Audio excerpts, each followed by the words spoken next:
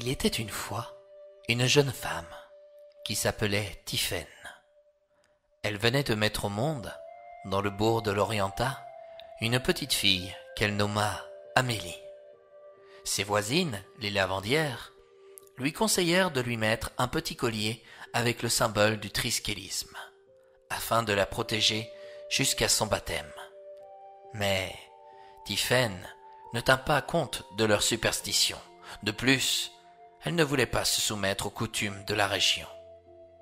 La petite ne fut pas protégée et lors d'une après-midi, Tiphaine la posa dans son berceau, le temps de se préparer son prochain repas. L'enfant était donc seul. Soudain, une fée, au nom de Morgane, profita de l'absence à Tiphaine pour s'approcher d'Amélie. Trouvant la petite à son goût, elle prit l'enfant et l'emporta chez une de ses amies, étant une fée comme elle. Morgane la fée lui demanda d'en prendre bien soin.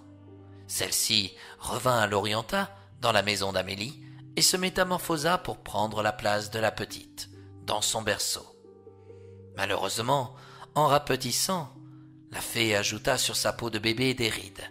Elle avait une apparence hideuse. En revenant près du berceau, Tiphaine s'apprêta à allaiter son enfant. Or, en découvrant Morgane la fée, qui venait de prendre sa place, elle s'écria « Par tous les Britanores, je n'ai jamais mis au monde un monstre pareil. Où est passée ma fille? Oh, si j'avais su, j'aurais dû écouter mes voisines. Je suis sûre que c'est une fée qui m'a enlevé ma petite Amélie. Mais que dois-je faire désormais pour la retrouver ?» Tiphaine regarda l'enfant. Après tout, les fées l'avaient peut-être enlaidie. Pauvre Amélie, comment fera-t-elle pour se retrouver un homme dans sa vie avec une telle laideur? Oui, à Britannia, on dit que la beauté d'une femme se trouve dans son cœur et non d'un point de vue extérieur. Mais quand même, il ne fallait pas non plus exagérer. Finalement, Tiphaine se rendit chez l'une de ses voisines, qui s'y connaissait en matière de fées. Aussitôt, elle lui conseilla « Rentre chez toi, va dans ton poulailler pour récupérer une douzaine d'œufs. Il faudra que tu les casses par le milieu. Une fois que tu auras vidé les coquilles, remplis-les d'eau et fais bouillir le tout dans des cendres bien chaudes. Ne fais pas cela en rigolant, sinon ça ne servira à rien. Fais-le avec sérieux. Si l'enfant qui se trouve dans ton berceau est le petit d'une fée, ou la fée elle-même, elle se trahira aussitôt. Allez, dépêche-toi. On ne sait pas ce qui peut arriver à ta petite en attendant. » En rentrant chez elle, Tiphaine exécuta les recommandations de sa voisine. La fée observa les gestes de la jeune maman. Quand elle la vit mettre les coquilles des œufs à bouillir dans des cendres chaudes, elle n'y tint plus. Elle se redressa dans le berceau et chantonna. « J'ai actuellement 700 ans et quelques ans.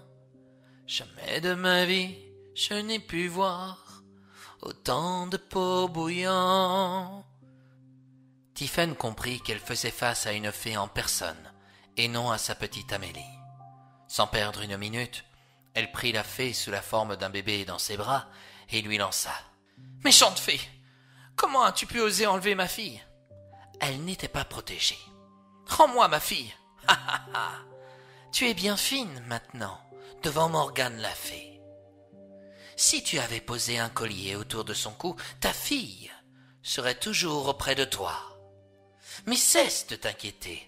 Morgane la fée, qui ne peut avoir un enfant, va te la rendre, si tu veux bien. Que dois-je faire? Coupa Tiphaine. Je suis prête à tout effectuer pour la retrouver. Vraiment? Oui, c'est mon enfant. Bien. Tu vas devoir t'engager de lui arracher un cheveu tous les jours jusqu'à sa majorité. Si tu oublies de le faire, alors je reviendrai pour reprendre ta fille. Et dans ton esprit, elle aura perdu la vie. Tu en seras tellement chagriné que tu en mourras. Je m'engage à le tenir. Maintenant, rends-moi ma petite Amélie. Dès que j'aurai quitté ton foyer, tu la retrouveras. » Brusquement, sous les yeux stupéfaits de Tiphaine, la fée retrouva sa taille normale. La jeune maman avait entendu parler de Morgane la fée. On disait d'elle qu'elle était sombre, mais jamais elle n'aurait pu imaginer un regard si envoûtant. Morgane la Fée était belle, désirable, et c'était peut-être ce qui la rendait encore plus redoutable. Cependant, on la savait proche des enfants. C'était sans doute son talon d'Achille. Elle fit comprendre à la jeune femme que son manque d'attention à l'égard d'Amélie la rendait néanmoins bienveillante.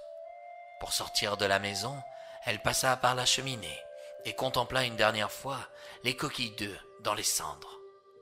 Elle quitta la maison en chantonnant. « J'ai actuellement 700 ans et quelques ans. Jamais de ma vie je n'ai pu voir autant de peau bouillant. » Quelques secondes plus tard, Tiphaine entendit Amélie, qui venait de retrouver sa place dans son berceau. Elle la découvrit bien portante et ne semblait pas avoir été maltraitée de son séjour dans le royaume des fées. À partir de ce jour, Tiphaine prit bien soin d'enlever un cheveu à Amélie chaque matin avant qu'elle ne se réveille. Elle ne voulait pas mourir de chagrin et surtout la perdre pour toujours ou la laisser entre les mains de Morgane la Fée. Par cette expérience, Amélie était devenue la prunelle des yeux à Tiphaine. Et c'est ainsi, mes chers amis, que mon histoire se termine. Vous comprendrez par ce récit qu'il est nécessaire de rester constamment vigilant à l'égard de ses enfants. Sur Terre, les fées n'existent peut-être pas, mais les fous sont de plus en plus nombreux. Eux sont malheureusement réels et bien là.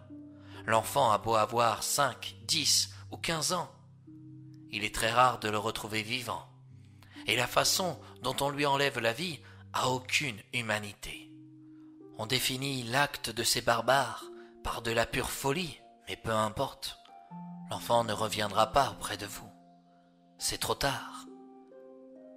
J'ai rarement l'habitude de dédier une histoire, mais ce récit, je l'ai réadapté pour la mémoire de tous les enfants, tous les adolescents, que nous ne retrouverons plus, mais qui resteront à jamais dans nos cœurs.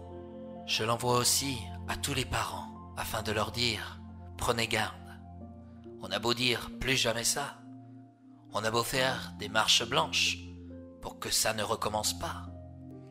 Pourtant, il suffit d'une seconde, d'un instant, où l'on ne s'y attend pas, et le drame arrive. Gardez bien la main de vos enfants dans la vôtre quand ils sont petits. Ne les laissez pas à la disposition de n'importe qui, et aimez-les encore plus que vos parents. Notre société change, et je pense que vous ne pourrez pas me contredire sur mon point de vue personnel, qu'elle évolue, mais rarement dans le bon sens. Ne jouez donc surtout pas la vie de vos enfants avec la carte de l'imprudence.